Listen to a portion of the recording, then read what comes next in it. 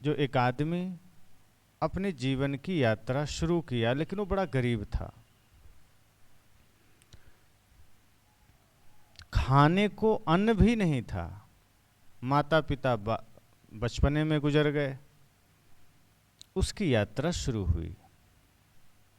गुरु संत के पास जाता, मंदिर भी जाता, पूजा करता, गुरु से आशीर्वाद मांगता कि हे गुरु, हमें आशीर्वाद दें, हम पर कृपा करें कि मैं अपने व्यवहारिक जगत में, भौतिक जगत में भी कुछ अर्जित कर सकूं, मैं इस योग्य बन सकूं कि मैं तो खाऊं ही, कोई द्वार पर आ जाए तो उन्हें भी कुछ दे सकूं। साईं इतना दीजिए जामे कुटुंब समाए, मैं भी भूखा ना रहूं साधु न भूखा जाए। कि हे प्रभु, मुझे इतना दे देना कि कोई भी मेरे द्वार से खाली ना जाए, कोई रिक्त ना जाए। तो बड़ी लगन उसने दिखाई, बड़ी उत्साह दिखाई कि गुरु से बड़ा प्रेम है, भक्ति है। और रोज आश्रम जाता, रोज मंदिर जाता, रोज गुरु की सेवा करता, रोज पूजा करता। धीरे धीरे उसका जीवन बदलने लगा। गुरु की कृपा हुई, उसका आत्मविश्वास जगा। धीरे धीरे उसके जो कुछ भी वो काम करने लगा, दुकान बिजनेस का, धीरे धीरे चल पड़ा। एक समय ऐसा आया जब वो शहर का बड़ा व्यापारी बन गया, बड़ा बिजनेसमैन, खूब पैसे आ गए। लेकिन वही, जब प्रभुता आती है, धन आता है, तो ज़्यादातर लोगों की भक्ति खो जाती है, उसकी पूजा खो जाती है। उसके साथ भी यही हुआ। जैसे ही माया आई, धन आया, पद आया, विलासिता बढ़ी, उस संत के यहाँ जाना बंद कर दिया।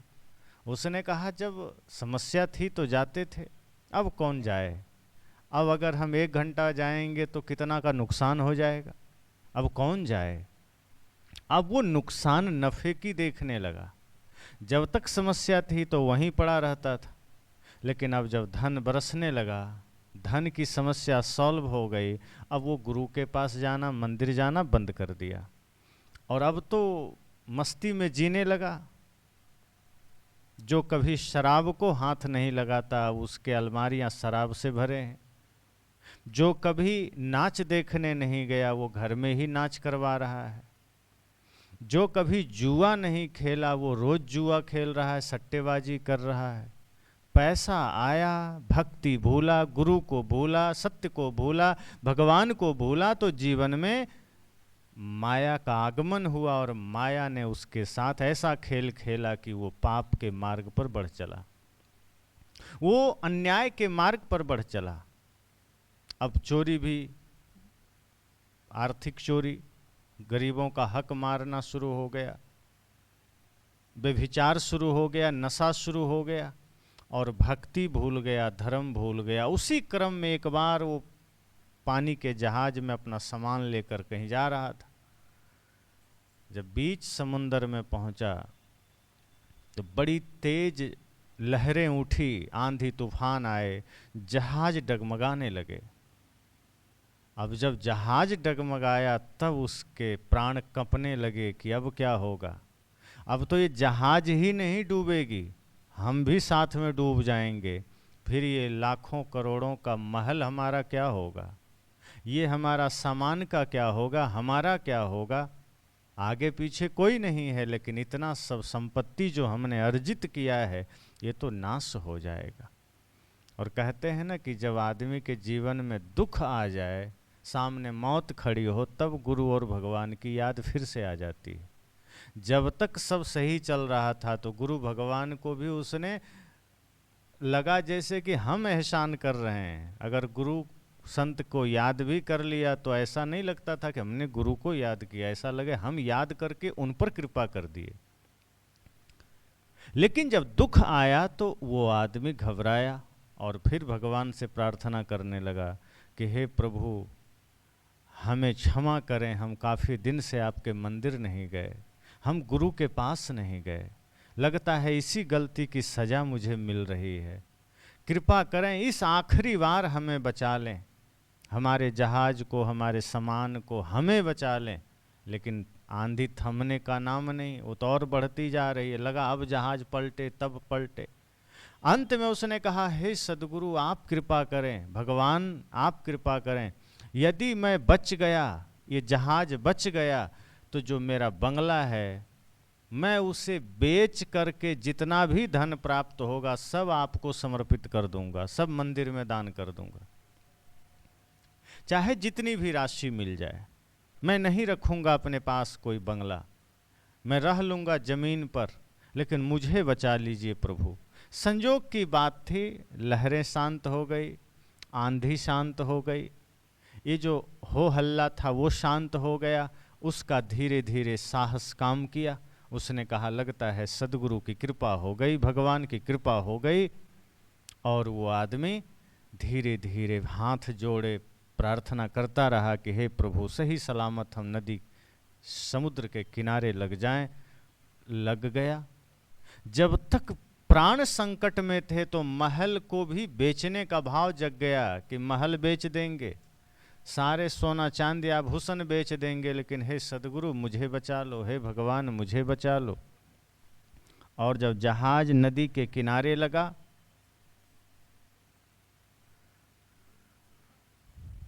जैसे ही वो उतरता है जमीन पर, नीयत बदल गई। उसने सोचा कि अब तो बच गए, अब इतना महंगा मकान कौन बेच के मंदिर में दान करता है, ये तो हमने कुछ ज्यादा ही घोषणा कर दी। इतना नहीं करना था, थोड़ा मोड़ा करना था, 10-5 हजार कर देते सरल होता। ये तो हमने लाखों की घोषणा कर दी, इतना तो नहीं कर सकते। लालच फिर जन्म ले लिया। जब मृत्यु सिर पर थी तब धन की चिंता नहीं थी, तब प्राण की चिंता थी।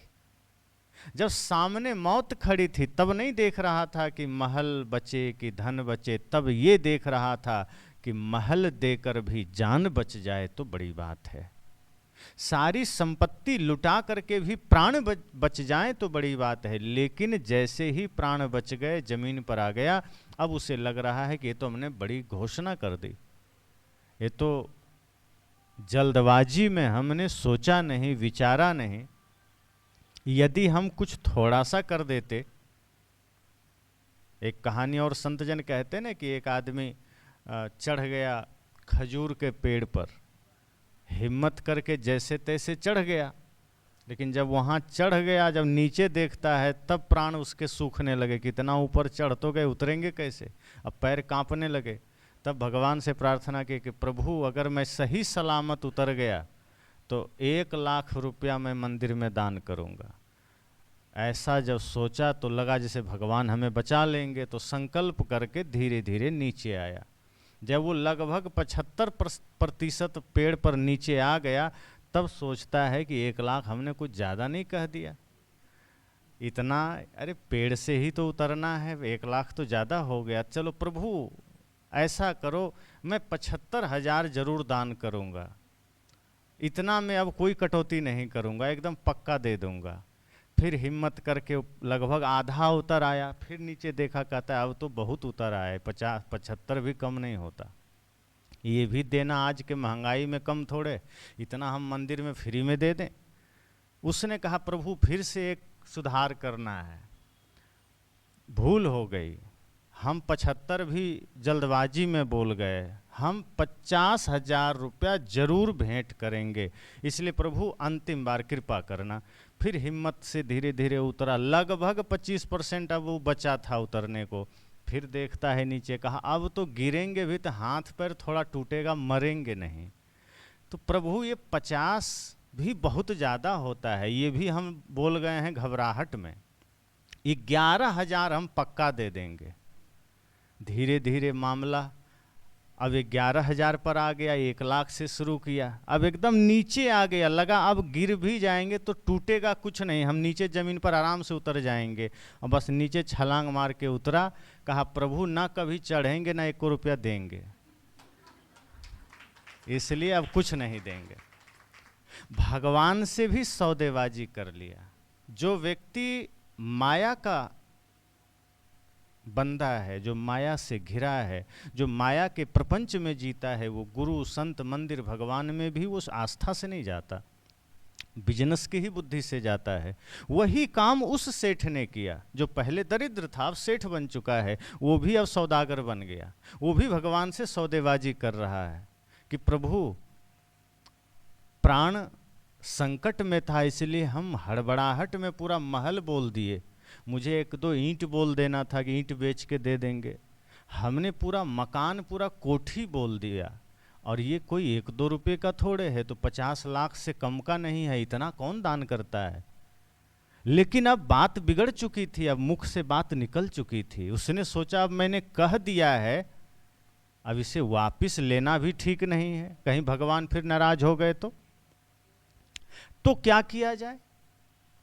तो उसने तरकीब निकाला कि अब कह दिए हैं तो करेंगे, अब मकान बेचेंगे और जो भी उससे मिलेगा वो भगवान को देंगे, क्योंकि जो वाणी हमने कह दी है वो झूठ नहीं होनी चाहिए, जो हमने संकल्प लिया है वो असत्य नहीं होना चाहिए।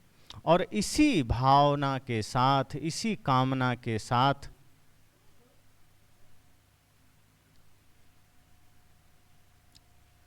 वो आदमी घर गया और घर जा कर के दिमाग लगाने लगा कि ऐसा क्या किया जाए कि ये मकान बेच भी दें और उससे मिले हुए राशि हम भगवान को समर्पित कर दें, लेकिन हमारा घाटा ना हो। वो दिमाग लगाया, बैठे बैठे कहते ना कि आदमी अगर फालतू का सोचे तो उसमें भी बढ़िया सोच लेता है, फालतू का दिमाग लगाया उसने, उटपटांग सोचने में। अच्छा लगाता तो कुछ धर्म का काम हो जाता, लेकिन उल्टा लगाया।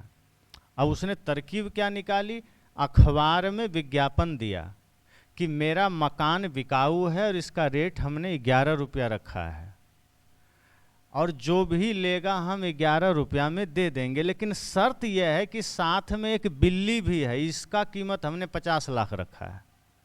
अब साथ में बिल्ली खरीदना पड़ेगा। मकान सिर्फ 11 रुपये का है, लेकिन बिल्ली 50 लाख का है। शर्त यह है कि मकान तो 11 का ही है, इतना में दे देंगे, लेकिन बिल्ली के लिए 50 लाख देना पड़ेगा, क्योंकि हम अकेले मकान नहीं देंगे।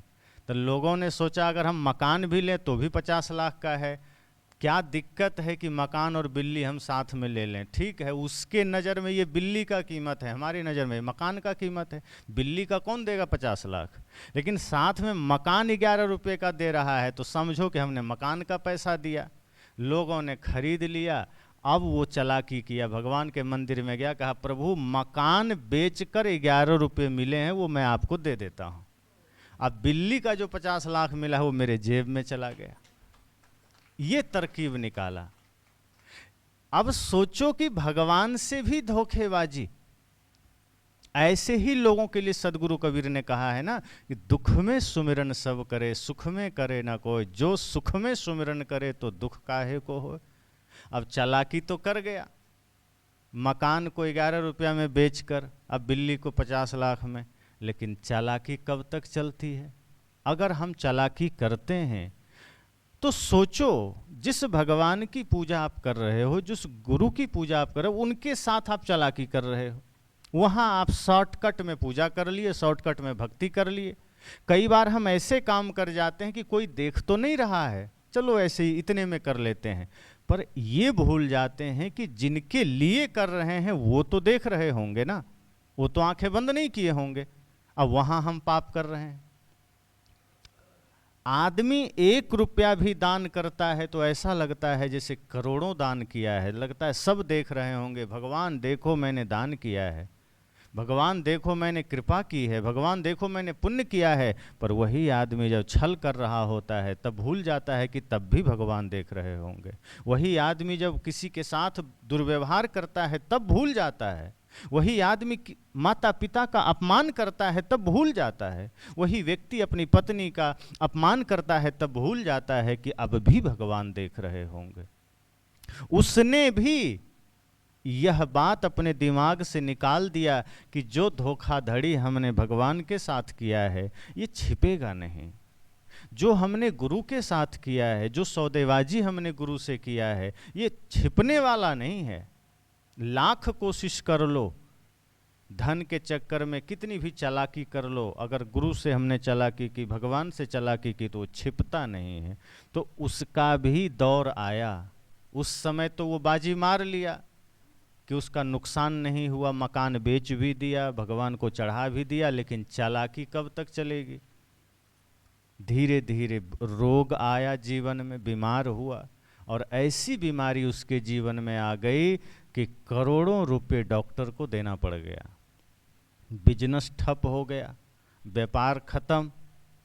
वो आदमी सारा पैसा स्वास्थ्य के नाम पर उड़ा दिया, क्योंकि आदमी जब बीमार हो जाता है तो करोड़ों भले लग जाए, किसी ने कह दिया कि अब इसका कुछ नहीं हो सकता, फिर भी वो पैसा लगाते जाता है कि किसी तरह बच जाएं, किसी तरह सुधर जाएं।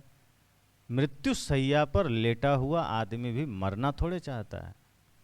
भले ही दुख से परेशान कोई कह दे कि प्रभु बड़ा दुख है, मुझे ले चलो, लेकिन सच में प्रभु आ जाए लेने तो वही आदमी मना कर दे कि नहीं नहीं, मैं तो ऐसे ही बोल दिया था। एक आदमी ऐसे ही बोलता था रोज, हे राम अब यहाँ मन नहीं लगता, परिवार के लोग हमें मानते नहीं हैं, बेटे बहू सेवा नहीं करते, थक गया हूँ, ले चलो मुझे। एक दिन सच में राम आ गए, कहा चलो, कहा कौन? कहा तुम ही तो रोज मेरा नाम लेते थे कि मुझे ले चलो, मैं आ गया लेने का। अरे आप तो सच में आ गए, मैं तो ऐसे ही बोलता था। कहा नहीं नहीं, ऐसे नहीं होगा, चलना पड़ेगा। अब मेरा नाम रोज लेते थे कि हमें ले चलो, और अब मैं आ गया तो कह रहे हो ऐसे ही। कहा किसी और को ले जाइए, मेरे पास समय नहीं है। कहा समय तो अब तुम्हें मिलेगा नरक में, चलो। उसने कहा प्रभु अभी तो मैंने पोते का मुंह नहीं देखा है। कहा बुलाने से पहले याद नहीं था, नाम लेने से पहले भूल गए थे कि पोते का भी मुंह देखना है। कहा प्रभु बस 1 साल का मौका दे दो, पोते का मुंह तो देख लें। राम जी ने कहा ठीक है, 1 मौका दे देते। 1 साल बाद एक बढ़िया पोता हुआ, गोद में लेके खिला रहा है। फिर राम जी आगे कहे अब चलो। कहा प्रभु आप तो पीछे ही पड़ गए, अरे थोड़ा सा और बच्चे को खिला लेने दो। एक बार नाम क्या ले दिया, आप तो मेरे ही पीछे पड़ गए। दुनिया में करोड़ों लोग हैं, उसके पास जाओ, कहा सबसे ज़्यादा तुमने नाम लिया। उठते बैठते करवट बदलते हर समय प्रभु उठा लो, प्रभु उठा लो, ले चलो, मैं नहीं रह सकता। और अब आ गया तो बहाने बना रहे हो, अब क्या करना? कहा पोते की भी शादी हो जाए तब चलेंगे। राम जी ने कहा चालाकी कर रहे हो, अब पोते की शादी होगी फिर कहोगे पोते का बेटा आ जाए फिर चलेंगे। ऐसे में तो तुम कभी जाओगे नहीं, नरक भोगते रहोगे पर जाने का मन नहीं होगा। सच तो ये है कि मरना कोई नहीं चाहता, लेकिन फिर भी मृत्यु होती है, चाहो ना चाहो। हम ना चाहें फिर भी होता है, हम नहीं चाहते हैं बाल सफ़ेद हो फिर भी होता है, हम नहीं चाहते हैं बुढ़ापा आवे फिर भी आती है, हम नहीं चाहते हैं शरीर में रोग आवे फिर भी आता है। क्योंकि शरीर प्रकृति के अधीन है, वो हमारा नहीं है, उस पर कोई अधिकार। तो इसी तरह से आदमी गुरु संत के साथ भी धोखा करता है, फिजूल का धोखा। उसके जीवन में भी मृत्यु का आगमन लगा, अब हुआ तब हुआ। मृत्यु सैया पर लेटा है, लेकिन किसी तरह वो बच गया। लेकिन तब तक सारा धन लुट चुका था, फैक्ट्री खत्म, बिजनेस खत्म। अब वो जहाँ से शुरू किया था वही दरिद्रता फिर से आ गई, वही कंगाली आ गई। ना खाने को अन्न है, ना कोई अपना है, ना कोई पराया, कुछ नहीं। जहाँ जाता है भिक्षा मांग रहा है, फुटपाथ पर सोया है। अब वो सोच रहा है कि क्या से क्या हो गया। मैं यहीं से शुरू किया था, गुरु की कृपा हुई, संत की कृपा हुई, गुरु ने रास्ता दिखाया, मैं इतना बड़ा सफलतम बिजनेसमैन बन गया, मेरे पास सब कुछ आ गया, और क्षण भर नहीं लगा मैं रोड पर आ गया। दुख था, मैंने सुमिरन किया। जीवन में पीड़ा थी, मैंने गुरु का नाम लिया। जब सुख आ गया मैं गुरु को भूल गया, मैं धर्म को भूल गया, मैं पूजा पाठ भूल गया, मैं दीन दुखियों की सेवा भूल गया। अब वो रो रहा है, संत बगल से गुजरे। संत ने कहा क्या हुआ? कहा गुरुजी आप पहचाने नहीं, मैं वही हूँ जिसको आप आशीर्वाद दिए थे धनी हो जाओ। कह रहे तो तुम भिखारी कैसे हो गया? कहा जब तक आपकी भक्ति किया, आपका आशीर्वाद साथ रहा, तब तक सब ठीक था, लेकिन जैसे ही धन के लालच में मैं भूल गया आपकी भक्ति, सेवा, गुरु की भक्ति, भगवान की भक्ति, धीरे धीरे जीवन में फिर से नरक पा लिया मैंने, जीवन में फिर मैंने दुख पा लिया। और जीवन में जब दुख आ जाता है तो आदमी फिर खोजता है कहाँ जाएं, किसके पास जाएं। आप सबके भी जीवन में जब दुख आते होंगे, कई बार आपको लगता होगा क्या करें, टेंशन है भीतर, बाहर मजबूरी में सबके साथ आप हंसते हैं, लेकिन भीतर एक आंसू चलता है, भीतर एक पीड़ा चलती है कि अच्छा होता कहीं निकल जाएं, कहीं चले जाएं, कि कोई ऐसा आशीर्वाद मिल जाए कि जीवन के सारे दुख मिट जाएं। लेकिन सद्गुरु कहते हैं काम इतना करना है कि जब दुख रहे तो घबराओ मत, और सुख आ जाए तो इतराओ मत। ये 2 सूत्र जिसने धारण कर लिया वो जीवन में कभी दुखी नहीं होता, वो जीवन में कभी पीड़ित नहीं होता। गुरु ने कहा कि जब तक तुम्हारे पास गरीबी थी तुम सत्संग में आते थे, अमीरी आई नहीं कि तुम संत को भूल गए, सत्संग को भूल गए, और अब तुम पुनः उसी जगह पहुंच गए हो, और अब उठना बहुत मुश्किल है क्योंकि तुमने जानबूझकर पाप किए हैं। तुम जानते हो कि तुम दरिद्रता से ऊपर उठे हो, गुरु की कृपा से उठे हो, धर्म के मार्ग पर चलकर उठे हो, और आज तुम फिर धर्म को छोड़ दिया। इसका मतलब धर्म का मार्ग भी तुमने स्वार्थ में पकड़ा था, इसका मतलब गुरु की पूजा भी तुमने स्वार्थ में किया था। अगर भक्ति स्वार्थ में कर रहे हो तब समझ जाना कि तुम डर या लालच में कर रहे हो। अर्थात या तो डर है कि कुछ मेरा बर्बाद ना हो जाए, या लालच है कि और कुछ मिल जाए। यही 2 बात को लेकर ज़्यादातर आदमी भक्ति करता है, पूजा करता है। लेकिन जो सुख के समय भक्ति करता है वो किसी भी लालच में नहीं करता, जो सुख में करता है वो आनंद के लिए करता है। इसलिए गुरुजन कहते हैं तुम भगवान को भगवान के लिए नहीं पूजते हो, अपने स्वार्थ के लिए पूजते हो। तुम किसी को मानो, किसी को पूजो तो उनके लिए मानो कि नहीं मुझे आपसे कुछ नहीं चाहिए, बस मेरी श्रद्धा आपके प्रति है, मेरा विश्वास आपके प्रति है, ये मेरा पूजा आपके प्रति है, मेरा मुझ में कुछ नहीं, जो कुछ है सो तोर, तेरा तुझको सौंपता क्या लागत है मोर। मैं तो वो दे रहा हूं जो आप ही का है।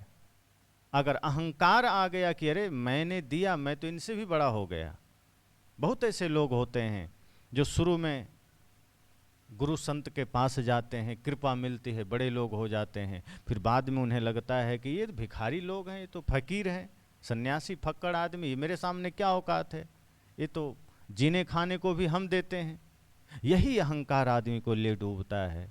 संत फक्कड़ जरूर होते हैं लेकिन भिखारी नहीं होते। संत से बड़ा कोई सम्राट नहीं होता, क्योंकि साधारण धन का मालिक हो जाना एक दिन वो छूट जाना है, लेकिन जो अपना मालिक हो गया, जो मन वाणी इंद्रियों का स्वामी बन गया, उससे बड़ा कोई विजेता नहीं, उससे बड़ा कोई सम्राट नहीं। जिसने मन को वश में कर लिया, जिसने इंद्रियों को वश में कर लिया, जिसने स्वयं को पा लिया, उससे बड़ा सम्राट कौन हो सकता है। जिसने सृष्टि में अब कुछ पाना ही शेष न रखा, जो भगवान को, सत्य को पा लिया।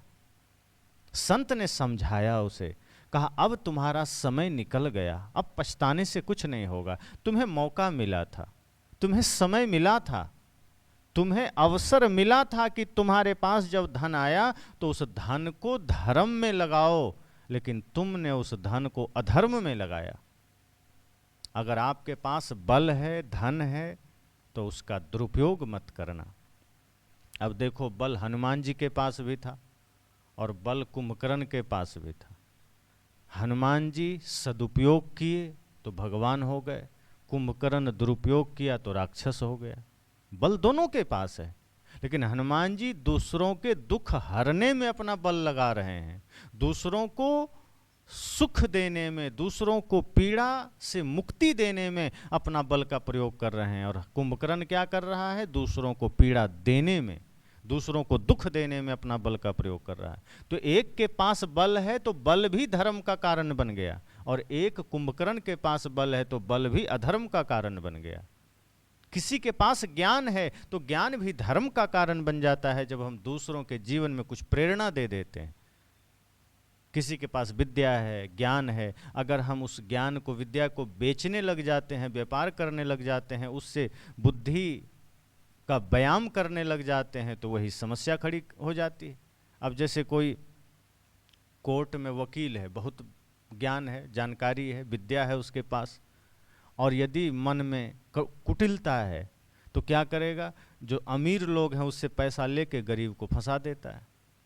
वो उस समय भूल जाता है कि ये विद्या का सम्मान अगर हम नहीं करेंगे, इस विद्या का सदुपयोग हम नहीं करेंगे तो एक दिन हमें भी दुर्दिन देखना है। लेकिन पैसे के लालच में अपनी विद्या का गलत इस्तेमाल करता है। सदगुरु कहते हैं बल आपके पास है, धन आपके पास है, विद्या आपके पास है, जानकारी आपके पास है, कोई कला आपके पास है, इसका भी दुरुपयोग मत करना, सदुपयोग करना। संत ने कहा तुम्हारे पास धन भी आए लेकिन वो धन तुम्हारा धर्म का कारण न बन सका, वो धन को तुमने धर्म का माध्यम न बना सका, उसे भी तुमने अनर्थ का कारण बना दिया। जब तक धन नहीं था तुम बड़ी प्रार्थना करते थे कि हे प्रभु धन आ जाए ताकि हम गरीबों की सेवा कर सकें, धन आ जाए ताकि हम गुरु संत की सेवा कर सकें, और अब आ गया तो तुम शराब पी रहे हो, अब आ गया तो जुआ खेल रहे हो, सट्टेबाजी कर रहे हो, ऐशो आराम कर रहे हो, विलासिता का जीवन जी रहे हो, फिजूल के खर्ची में लग गए। अरे अपने जीवन को शुद्ध सात्विक सादगी में बिताओ और जो अर्थ बचे उससे समाज की सेवा करो, दीनहीन की सेवा करो। जो सेवा तुम करोगे वही तुम्हें अगले इस यात्रा में काम आएगा, क्योंकि ये कागज के नोट परलोक में काम नहीं आएंगे। ये कागज के जो नोट हैं वो यहीं चलेंगे, सिर्फ भारत में। परलोक तो छोड़ो, बगल के देश चले जाओ, नेपाल छोड़कर तो कहीं भारत का नोट नहीं चलता, फिर परलोक में कैसे चलेगा? और हम सोचते हैं कि धन मेरे पास आ गया तो सब आ गया। धन आपके जीवन की व्यवस्थाओं के लिए है, उसको वही स्थान देना, उससे शीश पर धारण मत कर लेना। शीश पर तो धर्म का स्थान है, धन का स्थान पैरों में है, अर्थात वो यात्रा के लिए है, वो व्यवस्थाओं के लिए है, वो सुविधाओं के लिए है। धन है तो बढ़िया घर बनाओ, धन है बढ़िया गाड़ी खरीदो, धन है तो बढ़िया कपड़े खरीदो, बढ़िया भोजन करो, किसी को दिन दुखी है उसकी भी सेवा करो, पर उस धन का दुरुपयोग मत करो कि शराब पी लिए, नशा कर लिए, दुर्व्यसन कर लिए, मांसाहार कर लिए, जुआ खेल लिए, व्यभिचार कर लिए, फालतू का उपयोग ना करो। धन है तो अपनी सुविधाओं के लिए प्रयोग करो, धन सुविधा के लिए। धन है तो बढ़िया सुविधा करिए, लेकिन कोशिश करिए कि ये सुविधा, ये व्यवस्था शरीर के लिए। और चूंकि शरीर हमारा आपका है, हमने पहले ही कहा शरीर प्रकृति का है, जिस दिन समय पूरा हो जाएगा कोई रोक नहीं पाएगा। तो जो शरीर प्रकृति का है उसकी व्यवस्था के लिए आपने धन खर्च कर दिया, अपने लिए क्या किया? आत्मा के लिए क्या किया? धर्म आत्मा के लिए। संत ने कहा कि मेरे भाई तुम्हारे पास अवसर आया, गुरु की कृपा आई, तुम सामर्थ्य पा सके, तुम्हारे पास धन आया, लेकिन तुमने अपने धन को, तुमने अपने सामर्थ्य को गलत जगह में प्रयोग किया। तुमने ये ध्यान नहीं दिया कि हम धन को धर्म का माध्यम बनाएं, और तुम गुरु को भूल गए, भगवान को भूल गए, वहाँ भी सौदेबाजी करने लगे। और जब गलत मार्ग पकड़ते हो, जब गलत नियत से जीवन में चलते हो, तो जीवन पलटते देर नहीं लगती। फिर राजा को रंक होते देर नहीं लगती, करोड़पति को रोड़पति होते देर नहीं लगती। और इसलिए संत ने कहा कि अब तुम्हारे पास कोई रास्ता नहीं, अब तुम बर्बाद हो गए हो। मौका था तुम्हारे पास, तुम चाहते तो राम के मार्ग का चयन कर सकते थे, लेकिन तुमने रावण का मार्ग चुना। तुम चाहते तो धर्म का मार्ग का चयन कर सकते थे, लेकिन तुमने अधर्म का मार्ग चुना, और किसी ने तुम पर दबाव नहीं दिया कि तुम पाप करो, तुमने खुद चुना है, अब भुगतना तुम्हें पड़ेगा। तुम जब झूठ बोलते हो तो कोई तुम्हें कहता नहीं झूठ बोलो, खुद बोलते हो, और बाद में जब परिणाम मिलता है तो रोते हो कि हे प्रभु कहाँ से दुख मिल गया। जब तुम किसी के साथ छल करते हो, किसी ने कहा नहीं था छल करो। जब अपने ही भाई का हक मारते हो, किसी ने कहा नहीं कि हक मारो, खुद किया है। और जब किसी घड़ी किसी कदम पर तुम्हें कुछ दुख मिलता है, तब भगवान को कहते हो भगवान दुख क्यों दे रहे हो?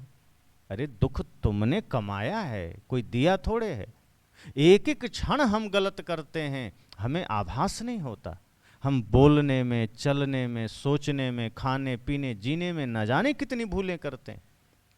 माता के साथ, पिता के साथ, भाई के साथ, पत्नी के साथ, पति के साथ, मित्र के साथ, पड़ोसी के साथ, आप विचार करो, अपने जीवन का निरीक्षण करो, अपने मन का निरीक्षण करो, तो पता चलेगा कदम कदम पर हम भूल किए जा रहे हैं, कदम कदम पर हमसे चूक हुई जा रही है। हालांकि आदमी मानने को तैयार नहीं है। कई आदमी आते हैं, कहते हैं मैं आज तक कोई गलती नहीं किया, फिर भी दुख मिल रहा है। मैंने कहा पहली गलती तो यही है कि आपने खुद से खुद को सर्टिफिकेट दे दिया कि मैंने कोई गलती नहीं की। ये सर्टिफिकेट तो कोई दूसरा देगा ना। आपने जीवन में कोई गलती नहीं की, आप क्यों तय कर रहे हो? आप सही करो, इतना आपके हाथ में है। अगर खुद ही अपना पीठ ठोक रहे हो कि मैंने कोई गलती नहीं की, तो पहली गलती तो यही है, बाकी तो कितनी गलती किए होगे पता नहीं। हाँ, ये कहो कि मैंने संकल्प लिया है, मैंने प्रतिज्ञा की है कि मैं गलत मार्ग पर पैर न रखूंगा। इसलिए हे संत गुरुजन, आप मुझे मार्गदर्शन दें कि अगर कोई भूल फिर भी हो रही हो जो हम ना जानते हों, मेरे अनजाने में कोई त्रुटि हो रही हो, तो कृपया मुझे मार्गदर्शन दें, मुझे सत्य का मार्ग दिखाएं। क्योंकि व्यवहारिक जगत में हम जीते हैं तो भूल तो हो जाती है। बोलने में कई बार भूल हो जाती है, कई बार कुछ काम करने में भूल हो जाती है, भाव में भूल हो जाती है। अब बढ़िया सब कुछ चल रहा है और अचानक हमारे मन में किसी के लिए ईर्ष्या जग गई, किसी के लिए द्वेष जग गया, कहीं कपट जग गया, कहीं लालच जग गया, कहीं लोभ आ गया। अब भाई भाई हैं, एक ही माँ बाप से जन्म लिए, लेकिन एक समय आता है कि लोभ जग जाता है कि मैं तो ज़्यादा कमाता हूँ, वो कम कमा रहा है। अगर हम साथ रहे तो धन बराबर बंट जाएगा, तो हम तिकड़म लगाना शुरू करते हैं, क्यों ना बंटवारा कर लें कि मैं तो ज़्यादा कमा रहा हूँ, मेरा ज़्यादा रहना चाहिए। अब यहीं पर छल कपट आ गया मन में, तो धर्म कहाँ रहा? और फिर वो आदमी कहता है कि हमने तो कोई पाप नहीं किया। अरे पाप तो कदम कदम पर कर रहे हो। कई बार लोग कहते हैं ना कि गुरुजी हमारे घर में बंटवारा था। तो किस चीज़ का बंटवारा? तो दो भाई हम लोग हैं, दोनों में बंटवारा था, जमीन बंट गई, घर बंट गए, बड़े प्रेम से बंट गया। मैंने कहा शर्म भी नहीं आती, प्रेम से कहीं बंटवारा होता है?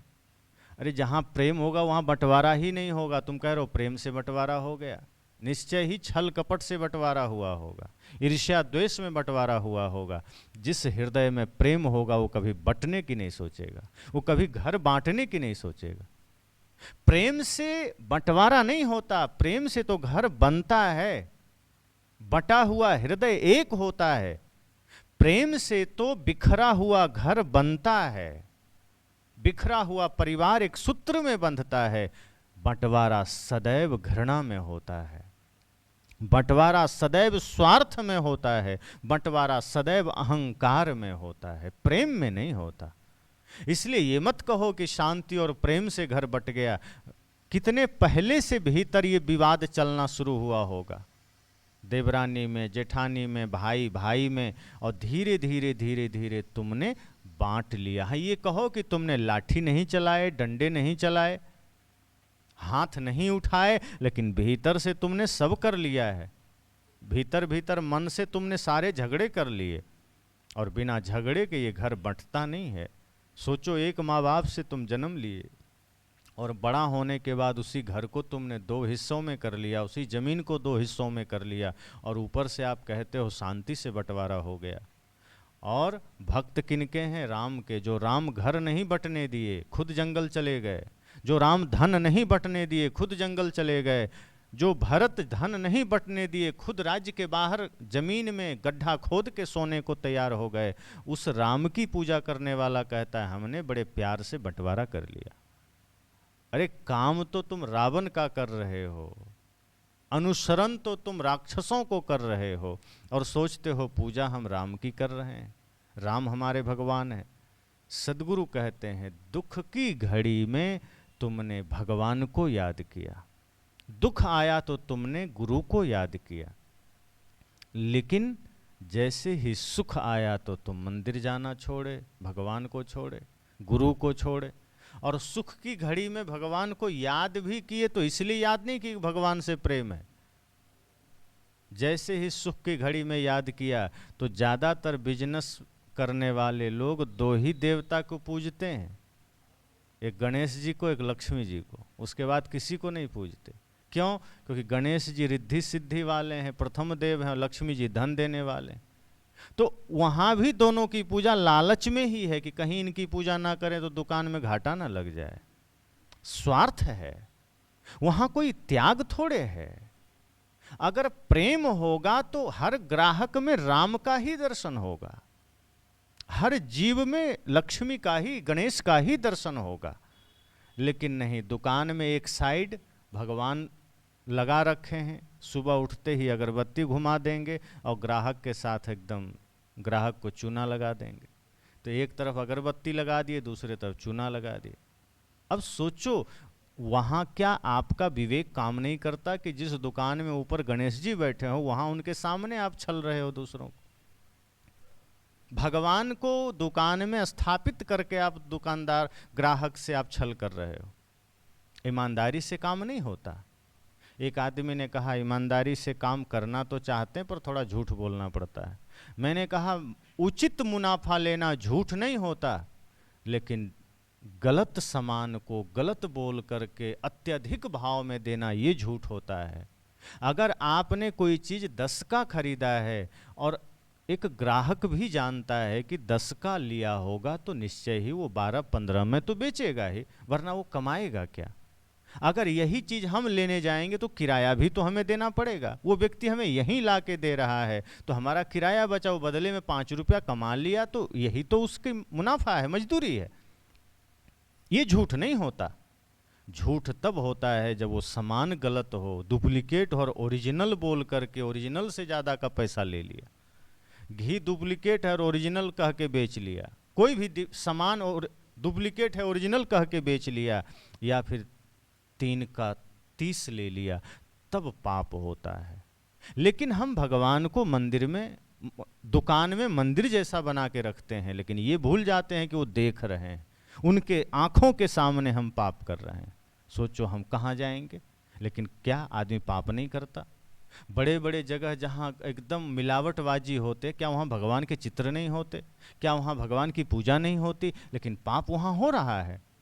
और इधर तो छोड़ो, अभी कुछ दिन पहले आप सबने सुना था ना कि तिरुपति बालाजी में जो घी जाता था उसमें चर्बी मिली हुई थी।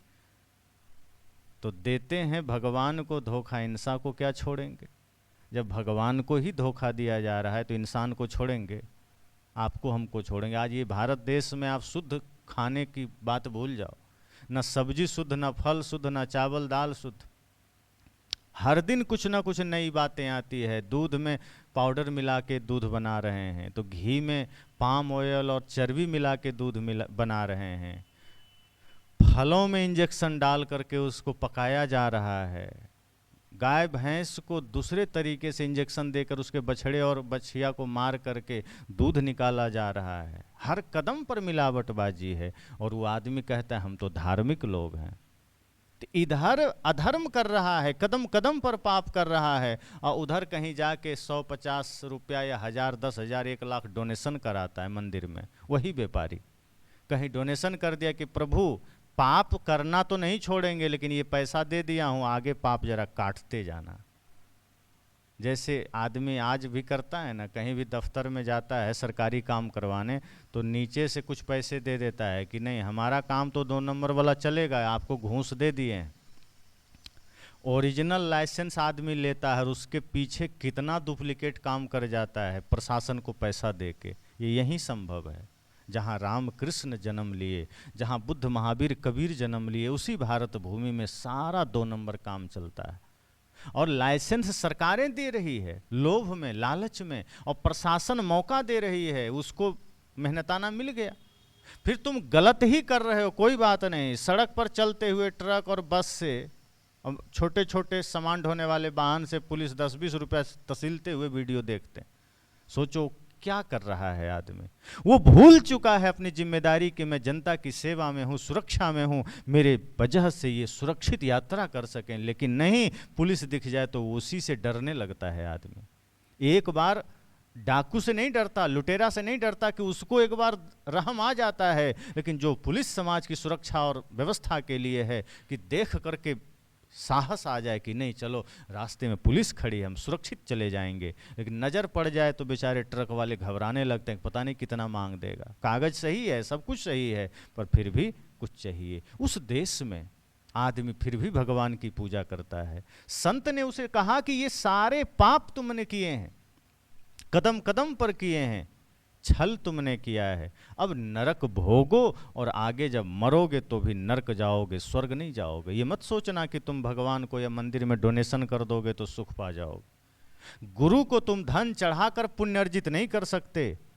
पुण्य अर्जित करना है तो गुरु को अपनी बुराइयां चढ़ाना, अपने मन के दोष चढ़ाना। जब मन निर्मल करोगे तब पुण्य पाओगे, तब धर्म पाओगे। इसलिए अगर आपके पास 3 साधन प्रकृति ने दिए हैं, मन है, तन है, धन है, तो तन से जितना हो सके सेवा करो, निस्वार्थ सेवा, बदले में कुछ मत चाहिए। अगर किसी की सेवा कर दिए तो बदले में चाहना मत। धन है दूसरा साधन, धन से भी सेवा करो। और मन जो सबसे बड़ा साधन है, मन से हम सेवा नहीं कर पाते। जैसे घर में ही अगर भाई अपने भाई के लिए कुछ कर दिया, या देवरानी जेठानी के लिए, जेठानी देवरानी के लिए कुछ कर दी, तो बाहर से तो कर दी, भीतर मन कहता है वो मजबूरी में करना पड़ा, अलग हो जाते तो नहीं करना पड़ता। इसका मतलब किया नहीं है, ऊपर से किया है। और अगर करके भीतर से मन ने ऐसा सोच लिया तो अधर्म हो गया, पाप हो गया। मन से अगर आप कर लिए तो तन से और धन से सरलता से कर लोगे, फिर उसका भी फल आपको मिलेगा, पुण्य मिलेगा। लेकिन हम मन से नहीं कर पाते। किसी को 5 रुपया दिए तो बाहर से तो आपने दे दिया, लेकिन मन क्या कहता है कि इस दुष्ट को मेरे ही पास आना था, कहीं और चला जाता, फालतू के 5 रुपया देना पड़ गया। तो मन ने क्या कहा कि फालतू के देने पड़ गए, और बाहर से लग रहा है कि हमने दे दिए। तो बाहर से देखने वाला तो समझेगा बड़ा धर्मात्मा आदमी है, 5 रुपया दे दिया दान, 10 रुपया दे दिया। द्वार पर कोई सत्संग के लिए सहयोग के लिए आ गया, कोई गौ सेवा के सहयोग के लिए आ गया, तो बाहर से तो हमको लगता है कि 10-5 लोग आए हैं, क्या सोचेंगे, देखो ये नहीं दे रहे हैं, तो चलो 1100 रुपया दे दिए। लेकिन भीतर मन करता है कि काहे को दे दिए, दूसरे जगह चला जाता, क्यों आया। तो वो देना फिर व्यर्थ हो गया। सदगुरु कहते हैं जब कुछ भी करो तो पूरे प्रेम से करो, श्रद्धा से करो। कुछ दो तो लगे कि नहीं, मैंने अपना कुछ नहीं दिया, मेरा है क्या, मैं क्या लेकर आया था, खाली आया था, खाली जाना है। जो कुछ गुरु संत की कृपा से मिला है वो उसे सेवा में हम लगाने का सिर्फ माध्यम बन रहे हैं। और अगर हम निस्वार्थ भाव से गुरु की सेवा कर ले गए, समाज की सेवा कर गए, प्रकृति में जो कुछ भी यहाँ है जीवित जीव, उनकी सेवा हम कर गए, तो वही हमारे पुण्य के खाते में जमा होगा। वरना अधर्म तो हमारे जीवन में हो ही रहा है, कदम कदम पर भूल तो हो ही रही है। इसलिए कहते हैं हमें वही मिल रहा है जो हमने पहले किया है। आदमी कहता है ना कि इस जीवन में हमने इस जीवन में हमने अधर्म नहीं किया, दुख क्यों मिल रहा है, कभी तो किया होगा। अनादिकाल से इस धरती पर हम आ रहे हैं, पाप तो हम किए ही होंगे, और इस जन्म में भी कर रहे हैं। ये अलग बात है कि हमें पता नहीं चलता, कई बार भूल हो जाती है, पता नहीं चलता। जब हम जागरूक होते हैं, होश में जीते हैं। सदगुरु कबीर का ज्ञान इसलिए इस मामले में हमें सचेत करता है कि नहीं, होश में जियो, बेहोशी में न जियो। जहाँ एक और यह शिक्षा दी जाती है कि तुम कुछ भी कर रहे हो, करते रहो, निश्चिंत रहो, बस भगवान का नाम ले लो, पुण्य मिल जाएगा। वहीं सदगुरु कबीर कहते नहीं, तब तो फिर नरक में जाओगे। होश में जियो, भगवान का नाम लेने भर से कुछ नहीं होगा। अगर भगवान का नाम लेके तुम शराब पी रहे हो तो क्या मुक्ति मिल जाएगी? भगवान का नाम लेकर पति या पत्नी में झगड़ा हो रहा है तो क्या सुख मिल जाएगा? अगर आप व्रत कर रहे हैं और मुख से गाली दे रहे हैं, आप उपवास कर रहे हैं और किसी से झगड़ा कर रहे हैं, छल कर रहे हैं, किसी को ठग रहे हैं, किसी के साथ अनादर कर रहे हैं, तो क्या शांति मिल जाएगी? सदगुरु कहते नहीं, भगवान के नाम से मंदिर जाने से कुछ नहीं होता। आपको अपने मन को देखना है कि ये मन कितना साफ हुआ, कितना पवित्र हुआ। मन को अगर आपने ध्यान और सत्संग के द्वारा निर्मल कर लिया, तब समझो कि आपकी पूजा हो गई, आपका सत्संग हो गया। इसलिए मन का दृष्टा बनो, मन का साक्षी बनो, दूसरे का नहीं। क्या मन सोच रहा है, क्या मन कर रहा है, क्या करना चाहता है, ये आप देखो। कुछ गलत मन में ख्याल आया तो उसी समय होश में आ जाओ कि क्यों आया, किस लिए, किसके लिए। इस मन में हम गंदगी क्यों आने दें? कमरे में कहीं गंदगी हो, आप तुरंत झाड़ू पकड़ के उठ जाते हो लगाने के लिए कि कमरा साफ होना चाहिए। और मन में गंदगी आ रही है, तब एक बार भी ज्ञान का झाड़ू नहीं उठाया, एक बार भी विवेक का झाड़ू नहीं उठाया। कपड़े गंदे हो गए, तुरंत सरफ डालकर साफ करते हो, लेकिन मन गंदा है, विचार गंदा है, चिंतन गंदा है, तब तो चेष्टा नहीं करते ठीक करने को, तब तो ख्याल नहीं करते, मन को गंदा ही छोड़ दिया। और गंदा मन फिर कितना अनर्थ करता है, कितना पाप का कारण बनता है। इसलिए सदगुरु कबीर मन की निर्मलता पर जोर देते हैं। वो कहते हैं मन को निर्मल कर लो, फिर भगवान भी तुम्हारे साथ हैं, वहीं हैं, कहीं पाने की जरूरत नहीं, वो वहीं हैं। जैसे मेहंदी के पत्ते में लाल रंग है, लेकिन वो ऐसे नहीं मिलेगा। आप ऐसे ही पत्ते को तोड़ तोड़ के अलग कर दो, कहीं लाल रंग नहीं मिलेगा। तो प्रक्रिया है, उसको घिसना पड़ता है। जितना अधिक घिसेंगे, पिसेंगे और फिर थोड़ी प्रतीक्षा करेंगे, हाथ में लगाकर फिर लाल रंग उभरता है। इसी तरह से भगवान को पाना है, शांति पाना है, तो मन को निर्मल करो, अपने मन को साधो, विचारों को साधो, मन का दृष्टा बनो। जब धीरे धीरे धीरे धीरे मन को रगड़ते रगड़ते, साफ करते करते आप निर्मल कर देते हैं, तब पता चलता है कि भीतर परमात्मा बैठा है, वो कहीं नहीं गया, बस वो ढक गया था। वो अविद्या और अज्ञान के पर्दे से ढका हुआ था, गया कहीं नहीं था, ना कहीं से आएगा, वो है भीतर विराजमान। बस हुआ ये था कि उस पर पर्दा लग गया था। जैसे पत्थर में आग है, लेकिन ऐसे तो पता नहीं चलेगा, जब वो एक दूसरे से रगड़ खाता है तब आग निकलती है, चिंगारी निकलती है। आज हमारे पास लाइटर है, माचिस है, लेकिन एक समय था पुरा काल में जब लाइटर नहीं थे, माचिस नहीं थे, तो हमारे पूर्वज क्या करते थे? या तो लकड़ी रगड़ कर अग्नि पैदा करते थे, या पत्थर रगड़ करके करते थे। लेकिन वो अग्नि उसमें भीतर फोड़ करके आप पत्थर को देखोगे तो नहीं मिलेगा। अब कोई सोचे कि इस पत्थर से आग निकली है, तो इसको हम कहीं डाल दें तो आग लग जाएगी, कि पत्थर को हम कहीं झोपड़ी में डाल दें तो आग लग जाएगी, तो कभी नहीं लगेगी। पत्थर को रगड़ना पड़ता है। इसी तरह बीज में वृक्ष है, चाहे वो बट का वृक्ष हो, बरगद का या पीपल का, उसका बीज कितना छोटा होता है, और उस छोटे से बीज में कितना बड़ा वृक्ष छिपा है, लेकिन उस बीज को तोड़ेंगे तो कहीं वृक्ष नजर आएगा? अब कोई सोचे कि नहीं, बीज तोड़ के वृक्ष को बाहर निकालना है, संभव है? अब इसका अर्थ यह भी नहीं है कि उसमें वृक्ष है, नहीं है, पर वो छिपा हुआ है। उसको मिट्टी में डालेंगे, प्रतीक्षा करेंगे, धीरे से वो पेड़ बनेगा, निकलेगा। इसी तरह हर हृदय में परमात्मा बैठा है, लेकिन उसकी प्रक्रिया है, मन को, वचन को, कर्म को निर्मल करना पड़ेगा। और जब घर को आप मंदिर समझ करके वहाँ हर किसी के साथ प्रेम से बात करें, कोई दो बात कह दिया, सह लीजिए, सुन लीजिए। और सहना भी दो प्रकार का होता है। एक है कि भीतर गुस्सा आ रहा है पर हम जवाब नहीं देते, तब ये सहना फिर किसी काम का नहीं है। दूसरा प्रकार कि कोई कहा कुछ उल्टा और आप ये सोचो कि ठीक है, उसने कहना था कह दिया, मैं उससे हृदय में क्यों लूं, उसने अपना काम किया, मैं तो प्रेम ही दूंगा, मैं तो उसको उल्टा जवाब नहीं दे सकता, क्योंकि मेरे पास, मेरे हृदय में मेरे गुरु ने मुझे शांति दी है, प्रेम दिया है, भक्ति का खजाना दिया है, हम गलत नहीं दे सकते। और जिसको जो कहना था कह दिया, ठीक है, कहने वाले को रोका थोड़ा जा सकता है। अब उसको लेकर हम चिढ़ जाते हैं, मन में गुस्सा आ रहा है, मन में चिढ़ आ रहा है, और फिर भी हम बाहर से एकदम थामे हुए हैं कि हमको जवाब नहीं देना। भीतर तो तूफान मच रहा है कि मौका मिले तो गर्दन दबा दें, लेकिन भीतर उस तूफान को हम बाहर पर्दे लगा के रोके हुए कि नहीं, किसी तरह रुक जाओ, नहीं देना जवाब, तो और खतरनाक है। सदगुरु कहते हैं विचार करके भीतर के तूफान को खत्म करो, कि क्यों उमड़ना, क्यों जिद मचाना, क्यों चिढ़ करना। अरे किसी ने गाली ही तो दिया है, दिया तो दिया, उसने अपना काम किया, हम इतना हाय तौबा क्यों करें। अब किसी ने गाली दे दिया तो आदमी सहता नहीं कि तुम्हारी हिम्मत कैसे हुई गाली देने को। पर जो विवेकवान है वो कहता है ठीक है, तुमने अपना काम किया, हमें चाहिए तो ले लेंगे, नहीं चाहिए तो नहीं लेंगे।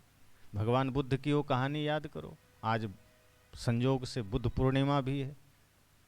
ऐसे महान संत के आज आगमन हुआ इस धरा पर, तथागत गौतम बुद्ध का। कहते ना कि वो एक बार कहीं जा रहे थे तो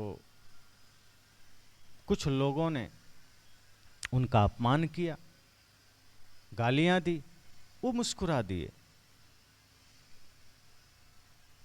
उनके साथ वालों ने कहा कि इतनी सरलता से आप कैसे मुस्कुरा दिए? आपका कोई अपमान किया, आपको गाली दिया और आपने जवाब नहीं दिया। तुरंत अगले घर में गए, वहां किसी ने उनको बढ़िया मिठाई दिए खाने को। भगवान बुद्ध ने कहा नहीं, मेरी इच्छा नहीं है, ले जाओ। तो घर वालों ने फिर भी आग्रह किया, भगवान बुद्ध ने अस्वीकार कर दिया। तो वो लोग वापस मिठाई घर में अपने बच्चों को बांट दिए। बुद्ध ने कहा देखो यही जवाब है, पहले घर पर किसी ने मुझे गाली दिया, तुमने कहा उसने गाली दिया, आपने जवाब नहीं दिया। अब देखो दूसरे घर पर किसी ने मिठाई दिया और मैंने नहीं लिया, तो क्या हुआ? मिठाई का आपने नहीं लिया तो वो मिठाई उसने अपने ही बच्चों को बांट दिया। का बस वही मैंने पहले घर पर भी किया। उसने गाली दिया, मुझे गाली की भी आवश्यकता नहीं थी, मैंने लौटा दिया, मुझे नहीं चाहिए। गाली की जरूरत मुझे नहीं है, मैंने अस्वीकार कर दिया। उसने दिया, लेकिन अब जब हमने लौटा दिया तो किसके पास गया? उसी के पास गया। तो चिंता क्यों करना? जो चीज तुम्हारे काम का नहीं है मत स्वीकार करो, मत उसे हृदय में लो। किसी ने गाली दिया क्यों ले लेते हो? उसने दिया, उसका काम किया, तुम वहीं लौटा दो, नहीं मुझे नहीं चाहिए बस। अब बोलने की भी जरूरत नहीं, मन में ही सोच लो ठीक है तुम दे रहे हो, हमें नहीं लेना। आप टीवी देखते हैं, टीवी में देखो कई बार लोग गाली दे देता है फिल्मों में, तो आप उस समय कहाँ चिल्लाते हो? आप सोचते हो हमें थोड़े दे रहा है, दूसरे को दे रहा है। या रास्ते में चल रहे हो, कुत्ता भौंकने लगा आपको देख कर, तब आप क्या साथ में भौंकने लगते हो? आप सोचते हो कुत्ता है भौंक दिया, कोई बात नहीं, मुझे नहीं जवाब देना, साइड से निकल गए। सदगुरु कहते जीवन में यही फार्मूला अपनाओ, कोई बुरा बोले, कोई गाली दे, साइड से निकल जाओ, कोई बात नहीं, तेरा काम तुमने किया, मुझे अपना काम करना है। हम क्यों स्वभाव छोड़े? गलत आदमी गलत करना नहीं छोड़ रहा, हम भक्त आदमी भक्ति छोड़ देते हैं, हम प्रेमी आदमी प्रेम छोड़ देते हैं, हम सत्य बोलना छोड़ देते हैं। फिर तो हमसे बढ़िया वो है कि कम से कम वो गलत में है और गलत कर रहा है, हम सही में होके गलत करने लग जाते हैं। हम भक्ति में हैं और अधर्म करने लग जाते हैं। सदगुरु कहते हैं अगर कोई पाप के मार्ग पर चल रहा है और पाप कर रहा है तो क्या गलत है? वो तो पाप के मार्ग पर ही है, इसलिए पाप कर रहा है। और तुम भक्ति के मार्ग पर हो, धर्म के मार्ग पर हो, और किसी ने गाली दिया तो गाली का जवाब तुम गाली से देने लग जाते हो, बल्कि गोली से देने लग जाते हो।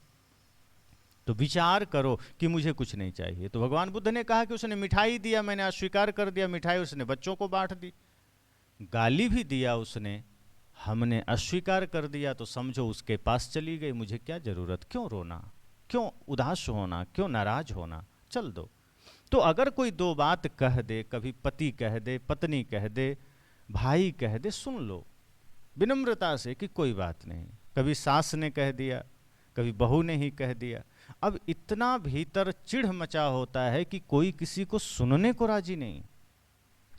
अगर परिवार में किसी ने कुछ उल्टा कह दिया तो आदमी सोचता है उसकी हिम्मत कैसे, वो खाने देता है, हम भी कमा खा सकते हैं, हम भी सब कुछ कर सकते हैं, उसकी हिम्मत कैसे हुई? हम वहां प्रेम का भाव नहीं रखते, विनम्रता का भाव नहीं रखते। ठीक है उसने कह दिया तो कह दिया, अरे उसने बुरा भी कहा तो उस वक्त विनम्रता से सुन लो। समर्पण से घर बनता है, अकड़ने से नहीं बनता। अगर एक से भूल हो जाए तो आप भी भूल मत करो। क्रोध को क्रोध से नहीं मिटाया जा सकता, क्रोध को प्रेम से मिटाया जा सकता है। कहीं आग लगी हो तो आग में पानी डाला जाता है, पेट्रोल नहीं डाला जाता। आग से आग बढ़ती है, पेट्रोल से आग बढ़ेगी। इसी तरह कोई क्रोध किया तो बदले में क्रोध नहीं किया जाता, बदले में गाली नहीं दी जाती, प्रेम दिया जाता है, शांत रहा जाता है। तो पारिवारिक जीवन में आप हैं, सुख चाहते हैं, शांति चाहते हैं, तो सुनिए एक दूसरे। किसी बड़े ने कुछ कह दिया, छोटे ने भी कह दिया। अब किसी छोटे ने कहा तो बड़े का अहंकार सामने आ गया कि छोटा हो के हमको कह दिया, इतना हिम्मत, क्या दिक्कत है, कह दिया, सुन लो। सुन लेंगे, कुछ नहीं होगा, शांत भाव से। तो सहना जबरदस्ती नहीं है, विचार कर लो कि मुझे क्यों इसका बुरा मानना। हम जिस मार्ग पर हैं हमें अपना काम करना है, वो अपना काम कर रहा है। बस फर्क इतना सा है कि वो कटु बोल रहा है और आप नहीं बोल रहे हैं, तो आपकी महानता है, आपकी महिमा है, बड़प्पन है। महानता सदैव सत्य मार्ग पर चलने वालों की होती है, महानता सदैव प्रेम करने वालों की होती है। देवदत्त ने हंस को बाण मारा मारने के लिए, और सिद्धार्थ ने उसे पकड़कर बचाया। नियम ये कहता है कि जिसने शिकार किया है उसका अधिकार होगा, पर धर्म ये कहता है कि जिसने उसको बचाया उसका अधिकार होता है। जिसने जान लिया है, प्राण लिया है, कोशिश किया है, वो बड़ा नहीं होता, जो बचाया है वो बड़ा होता है। तो जो निंदा किया, गाली दिया, अधर्म किया, अपमान किया, वो तो वहीं रह जाता है। लेकिन अगर हमने उसको भी नज़रअंदाज करके गुरु के भक्ति के मार्ग पर चल दिया तो हम सुख के अधिकारी हो जाते हैं, सम्मान के अधिकारी हो जाते हैं। इसीलिए संसार में जीना है तो सदगुरु कहते हैं दुख में सुमिरन सब करे, सुख में करे न कोई। अगर सुखी होना है तो सुख के घड़ी में भी भगवान से, गुरु से प्रेम रखना, और स्वार्थ के लिए नहीं, परमार्थ के लिए। आप गुरु के पास जाइए, कुछ मत मांगना कि धन, पद, विद्या, बल, कुछ नहीं। गुरु से सिर्फ इतना मांगना कि हे सदगुरु, इतनी कृपा करो कि मैं सबके लिए सुख मांग सकूं। हे सदगुरु, इतनी कृपा करो कि मैं सत्य के मार्ग पर चल सकूं, प्रेम के मार्ग पर चल सकूं। मेरे मन में कभी कोई गलत विचार ना आ सके, कमजोरी ना आ सके, मैं थकूं नहीं। इतना सामर्थ्य मिल जाए कि मैं सदा पुण्य का काम करता रहूं, अंतिम श्वास तक धर्म के मार्ग पर चलता रहूं। ये गुरु से मांगना। तब क्या होगा कि जो सुख में सुमिरन करे तो दुख काहे को होए। कि अगर सुख में हमने गुरु की भक्ति करी है, सुख में हमने भक्ति जीवन में धारण किया है, तो दुख कभी होगा नहीं। अब इसको भी समझना है, दुख कभी होगा नहीं का मतलब ऐसा नहीं कि सब कष्ट दूर हो जाएंगे। पारिवारिक समस्याएं तो समय समय से आएंगी, वो सबके जीवन में आती है। जब तक शरीर है बाहरी दुख आएंगे, लेकिन गुरु की भक्ति रहेगी तो इतना सामर्थ्य आप पालोगे, इतना शक्तिशाली हो जाओगे कि फिर वो दुख आपको छू नहीं सकेंगे। आएंगे, वो लौट जाएंगे, फिर वो दुख आपको पीड़ा नहीं दे सकेंगे। लेकिन यदि गुरु की भक्ति जीवन में नहीं है तो थोड़ा सा भी दुख आएगा तो आदमी फिर रोने लगेगा, फिर वो सह नहीं पाएगा। लेकिन गुरु की भक्ति है, गुरु का सानिध्य है, तो आदमी कहता है गुरु जी दुख भले दे दो लेकिन आप अपनी कृपा मत छोड़ना। लेकिन जो आदमी स्वार्थी है वो कहता है नहीं गुरु जी भले ही आप दूर रहो पर दुख ना आवे, आप मत रहो, सुख चाहिए मुझे। सुना है आपने, जब महाभारत का युद्ध संपन्न हो गया और जब भगवान कृष्ण जाने लगे तो माता कुंती ने उनसे प्रार्थना किया कि हे कृष्ण आप क्यों जा रहे हैं। कहा मेरा काम पूरा हुआ, मैं जा रहा हूँ।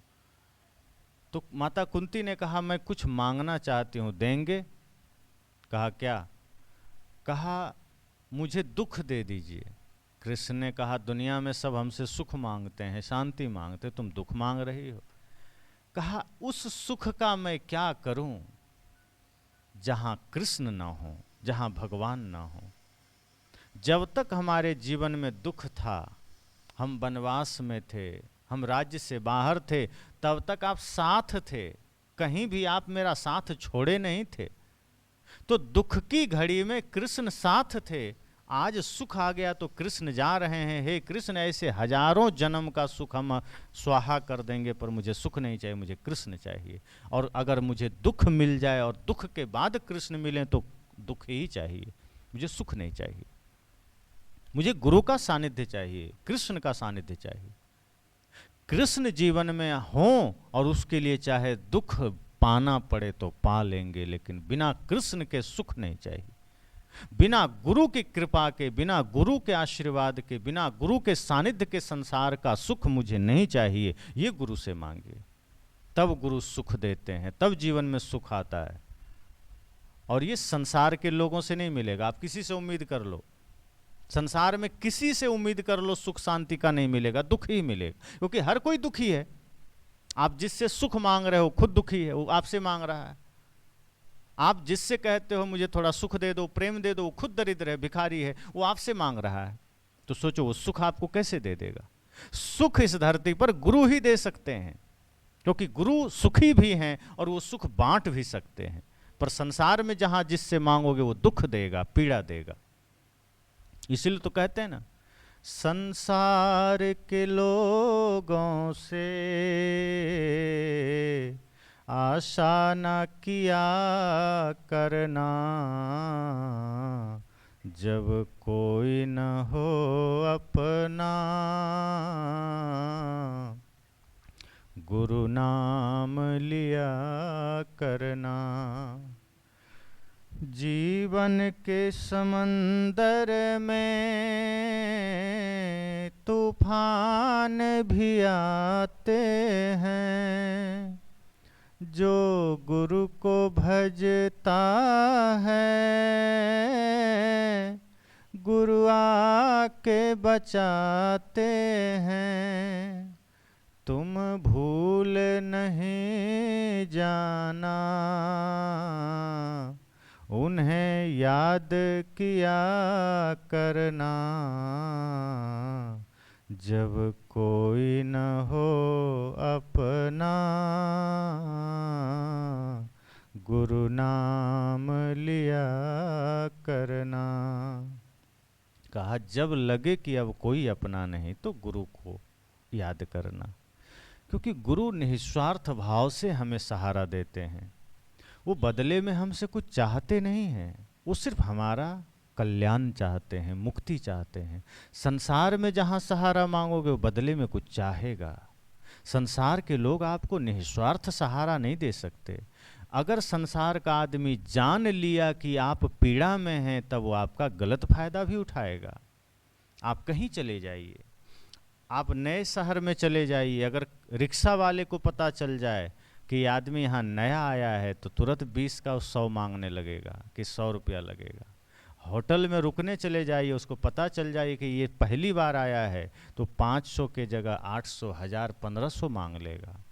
चाहे आप तीर्थ नगरी चले जाओ, आप यहाँ से ये सोच कर गए कि हम वृंदावन जा रहे हैं, भगवान कृष्ण के धाम जा रहे हैं, आशीर्वाद मिलेगा, उनकी कृपा मिलेगी। लेकिन जो लोग वहाँ रह रहे हैं वो सिर्फ बिजनेस की दृष्टि से देख रहे हैं, वो लूटने का भाव लेकर बैठे हैं, वो पूजा नहीं जान रहे हैं, वो कृष्ण की कृपा नहीं जान रहे हैं।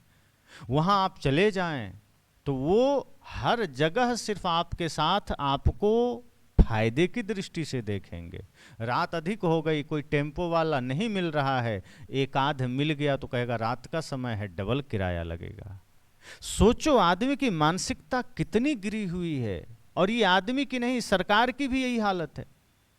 जिस समय आप पीड़ा में होते हैं उसी समय आपसे ज्यादा चार्ज लिया जाता है हर वस्तु का। जब आप लाचारी में होते हैं तब आपकी सहायता नहीं की जाती, तब आपके साथ आपको बढ़िया सुविधा नहीं दी जाती, आपसे डबल तिबल सुविधा वसूला जाता है, पैसा वसूला जाता है। ये स्थिति संसार की है।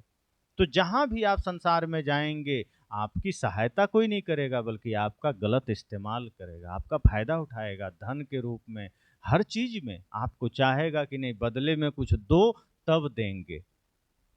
गुरु ऐसे हैं निस्वार्थ, जहां आदमी थक करके दुखी होकर के आता है, सब तरफ से लाचार परेशान होकर आता है, दरबार में सच्चे सदगुरु के दुख दर्द मिटाए जाते हैं, दुनिया के सताए लोग यहाँ सीने से लगाए जाते हैं।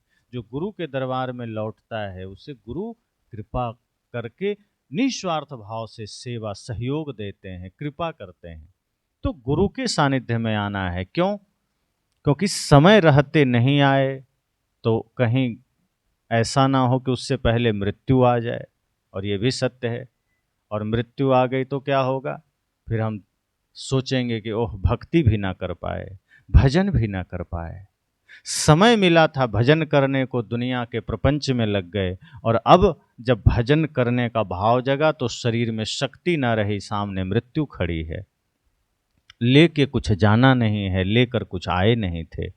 जो कमाने आए थे वो कमाया नहीं, जो धन ले जा सकते थे वो धन कमाया नहीं, जो कमाया वो साथ जाएगा नहीं। कितनी विडंबना है कि जिस धन को जीवन भर कमाया वो साथ जाएगा नहीं, और जो जाएगा वो कमाया नहीं। जाने वाला धन कौन सा है? धर्म का, भक्ति का, प्रेम का धन। वो कमाया नहीं, उसे गंवाया। लेकिन अब जब छोड़ने की बारी आ गई, संसार के एक एक दुख को देखा, एक एक पीड़ा को, एक एक रिश्ते को देखा, अब कोई सहयोगी नहीं है। धन से कह रहे हैं कि अब मेरा जाने का समय आ गया, ए धन साथ चलो। धन कहता है साथ तो छोड़ो, मैं तिजोरी से बाहर नहीं निकल सकता। जब आदमी अंतिम यात्रा में होता है तो धन क्या कहता है कि बैंक और तिजोरी से बाहर मैं नहीं निकल सकता, जाओ, अब तू मेरा मालिक नहीं, अब मेरा मालिक कोई और है। फिर आदमी सोचता है धन के साथ हमने इतना ज़्यादा समय बिताया, इसके लिए हमने रिश्तों को छोड़ दिया, इस धन को पाने के लिए हमने संसार में सबके साथ बुरा व्यवहार किया। वो धन आज तिजोरी और बैंक से बाहर निकलने को राजी नहीं, चलो थोड़ा परिवार के पास चलते हैं। तो बेटे पोते के पास गया, पत्नी के पास गया, भाई के पास गया कि मेरा अंतिम समय आ गया है, तुम लोग साथ दोगे, चलो साथ में। तो परिवार के लोग क्या कहते हैं? मरघट तक जाएंगे, वहाँ पहुँचा देंगे, उसके बाद हम भी नहीं जाएंगे, हम इतना कर सकते हैं, शमशान पहुँचा देंगे। तब आदमी सोचता है कि जिस परिवार को इतना समय दिया वो भी शमशान तक जाएगा। फिर हम शरीर से कहते हैं कि तुम तो चलोगे, तुम्हारे लिए ही तो सारा पाप हमने किया है। शरीर कहता है कोई उपाय नहीं, हम जा ही नहीं सकते, उसी शमशान में हम जल के राख हो जाएंगे, तुम हमें लेकर नहीं जा सकोगे। तब आदमी का दिमाग हिल जाता है कि इसी संसार में, इसी शरीर के लिए, इसी परिवार के लिए हमने धन कमाया, सारे पाप किए, झूठ छल कपट किया, आज परिवार घर में रुक गया, शमशान तक आकर के वापस चला गया, और ये शरीर इसी शमशान में जलकर राख हो गया। मैंने किया क्या? जो साथ जा सकता था मैंने कुछ किया नहीं, और जो किया वो साथ आज जाने को तैयार नहीं है। ये जीवन तो पूरा व्यर्थ चला गया, ये जीवन तो पूरा बर्बाद हो गया। अब हम मृत्यु से कहते हैं थोड़ा समय दे दो, धर्म कर लें। मृत्यु कहती है अब नहीं मिलेगा समय। दिया था समय, कहा थोड़ा सा भी संकेत नहीं मिला, कहा गुरु संत चिल्ला चिल्ला कर संकेत देते रहे कि भक्ति कर लो, धर्म कर लो, सेवा कर लो, लेकिन तुम कहे थोड़ा और काम कर लें, थोड़ा और संसार को देख लें, थोड़ा और जिम्मेदारी निभा लें। उस जिम्मेदारी को निभाते निभाते मृत्यु खड़ी थी तैयार, वो आ गई, चल तेरा समय हो गया। अब तुम कहते हो भजन का समय मिल जाता, अब नहीं मिलेगा, चल अब जन्म जन्म तक नरक भोगना, फिर कभी मनुष्य जीवन मिलेगा तब भक्ति करना। ये इतना बढ़िया मौका हमें मिला है, लेकिन हम संसार के प्रपंच के चक्कर में हम भजन छोड़ देते हैं, और फिर अंत में पीड़ा में जाना होता है, दुख में जाना होता है, साथ कुछ नहीं जाता। वो भजन याद करो, लो अपना जहां दुनिया वालों हम इस दुनिया को छोड़ चले, जो रिश्ते नाते जोड़े थे वो रिश्ते नाते तोड़ चले, लो अपना जहां दुनिया वालों हम इस दुनिया को छोड़ चले। कुछ सुख के मग में देख चुके, कुछ दुख के सदमे झेल चुके, तकदीर की अंधी गर्दिश ने जो खेल खिलाए खेल लिए, लो अपना जहां दुनिया वालों हम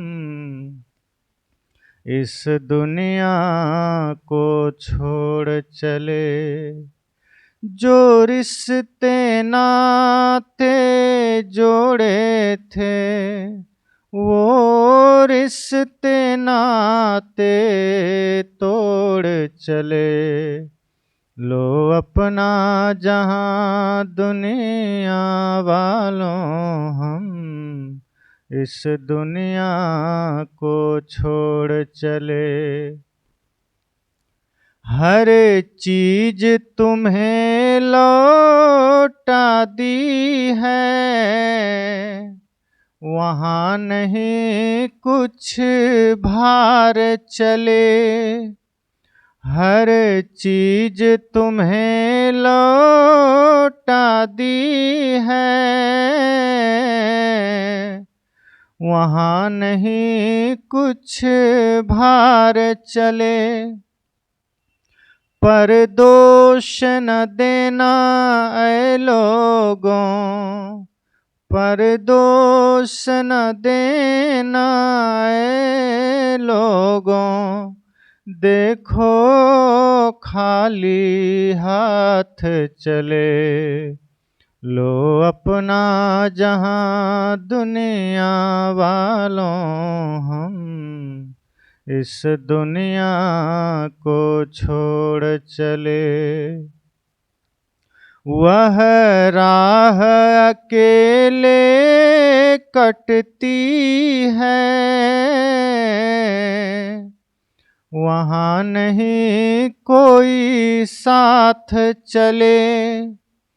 उस पार न जाने क्या पाए, उस पार न जाने क्या पाए।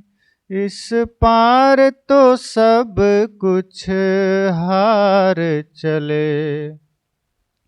लो अपना जहां दुनिया वालों, हम इस दुनिया को छोड़ चले। जो रिश्ते नाते जोड़े थे, वो रिश्ते नाते तोड़ चले। लो अपना जहां दुनिया वालों, हम इस दुनिया को छोड़ चले। इसमें क्या कहा कि जो कुछ भी जोड़ा गया संसार से वो टूटना तय है, और अंत में यह होगा कि हर चीज लौटानी पड़ेगी। और लौटानी भी क्या, नहीं लौटाओगे तो भी छूट जानी है। शरीर में जो है वो भी छीन लिया जाएगा, और जब जाना है तो हाथ खाली जाना है। वो रास्ता भी ऐसा है कि कोई साथ नहीं जा सकता, वह राह अकेले कटती है, वहां नहीं कोई साथ चले। पर अंतिम जो बात है वो बहुत महत्वपूर्ण है। उस पार न जाने क्या पाए। मरने के बाद हमें क्या मिलेगा, कहां जाएंगे, कोई नहीं जानता। लेकिन इस पार तो सब कुछ हार चले। अभी तो ये जीवन मिला था जाग कर और जीत कर जाने के लिए, लेकिन हमने इतना पाप किया है कि अब यहां से हम सब हार के जा रहे हैं। हमने कुछ पाया नहीं, पूरा जीवन हमने बिता दिया, पूरी आयु हमने लगा दी, लेकिन अब हम यहां से हार के जा रहे हैं। हे सद्गुरु, उस पार का पता नहीं। अगला जन्म क्या मिलेगा कौन जानता है, कहां जाएंगे कौन जानता है। पर जो मिला था, जिसमें कुछ कर सकते थे, वो हम हार के जा रहे हैं। इसलिए ये उन लोगों के लिए चेतावनी है जो जीवन को हल्के में लेते हैं, छल में जी रहे हैं, कपट में जी रहे हैं। अरे आज भजन नहीं किए, कल कर लेंगे, बुढ़ापे में कर लेंगे। सद्गुरु कहते हैं नहीं, आज सुमिरन करो। भजन बुढ़ापे का मोहताज नहीं है। शांति तो हर समय चाहिए, और शांति के लिए भक्ति तो अभी से करो। संसार का काम सदैव तुम अभी करते हो, जवानी में करते हो, और जो अपना काम है भजन का, पुण्य का, भक्ति का, सेवा का, वो बुढ़ापे में टाल दिया। नहीं, इसीलिए दुख है जीवन में। तो दुख से मुक्ति का मार्ग है कि जब सब कुछ ठीक है तब से भक्ति करना शुरू कर दो। आंख ठीक है, कान ठीक है, शरीर ठीक है, पैर ठीक है, अभी से भक्ति शुरू करो। जब आंखों की रोशनी कम हो जाएगी, कान सुनना कम कर देंगे, पैर लड़खड़ाने लगेंगे, दांत टूट जाएंगे, तब भक्ति करोगे। तो जब सही है सब तब करो, तब सुख रहेगा। और जब सब बिखरने लगा और तब भक्ति के तरफ जाओगे, तब तो घर वाले ऐसे भी पीछे कर देंगे कि जाओ तेरा काम नहीं है, तो अब भक्ति करो। जब तक संसार का काम करने का सामर्थ्य है तभी तक ज्ञान को अर्जित करो, तभी तक भक्ति भी करो। और कहते हैं ना कि जब हम धर्म और धन दोनों को बराबर लेके चलते हैं तब सुख आता है। हम तो धर्म का चक्का ही हटा देते हैं, सिर्फ एक धन के चक्के पर दौड़ना शुरू करते हैं, और एक चक्के पर कभी भी खतरा हो सकता है। जैसे ट्रैक्टर है, आगे का दोनों चक्का एक समान है। अब कोई आदमी एक चक्का तो ट्रैक्टर वाला हो और आगे दूसरा चक्का साइकिल वाला लगा दे तो चल पाएगा? हमने तो साइकिल का भी नहीं लगाया है, हमने तो वो भी हटा दिया। तो जीवन में जब धर्म का चक्का भी समान हो, धन के समान, अर्थात जितना महत्व धन को दे रहे हो उतना ही धर्म को देना, पूजा को, सत्य को। पूजा मतलब सिर्फ अगरबत्ती जलाना नहीं, पूजा मतलब सेवा, दीन दुखी लाचार की सेवा, माता पिता गुरु की सेवा। जब सच्चे मन से आप करोगे तब आपका दोनों चक्का समान, अर्थात फिर दोनों यात्रा आपकी ठीक होगी, दोनों खाता भरा होगा। और जब दोनों में धन रहेगा, एक में धन का धन, एक में धर्म का धन, तो दुख नहीं आएंगे। तो सदगुरु कबीर का यह अनमोल वचन कि दुख में सुमिरन सब करे, सुख में करे न कोई, जो सुख में सुमिरन करे तो दुख काहे को हो। इसे सब लोग याद रखिए और कोशिश करिए कि अपने घर में ही हम घर को मंदिर बनाएं, घर में ही हम सबसे प्रेम से रहें। अगर घर हमारा मंदिर बन गया तो कहीं भटकने की आवश्यकता नहीं, फिर जहाँ जाओ सब मंदिर है। और मैं अक्सर कहा करता हूँ कि जब सदगुरु कबीर हमें घर को मंदिर बनाने की बात करते हैं तो बाहर घर का डिजाइन मंदिर जैसा नहीं कि कबीर साहब ने कहा घर को मंदिर बनाओ तो हमने घर के ऊपर गुंबज बना दिया, आगे घंटी लटका दिया। तो ये नहीं, घर को मंदिर बनाने का मतलब है घर में रहने वालों को देवता समझो, घर को साफ रखो, नशा दुर्व्यसन से दूर रखो, मांस मछली से दूर रखो, फालतू का भोजन, अभक्ष विचार सब दूर रखो। जितनी पवित्रता मंदिर की है उतनी ही घर की रखो। सास ससुर हैं, माता पिता हैं, भाई हैं, पति हैं, पत्नी हैं।